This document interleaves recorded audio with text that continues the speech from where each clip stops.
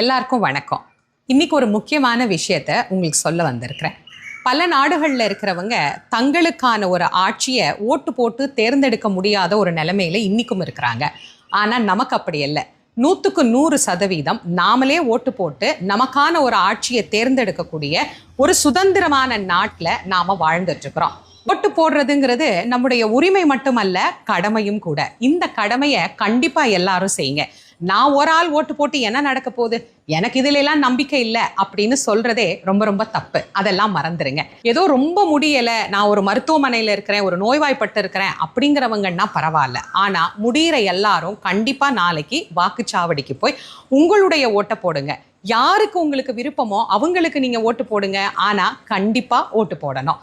சமீபத்துல புதுச்சேரியில நடந்த தேர்தல்ல 90% மேல வாக்கு பதிவாயிருக்கு அப்படிங்கிறத படிக்கும் போதே ரொம்ப ரொம்ப சந்தோஷமா இருக்கு. தமிழ்நாட்டு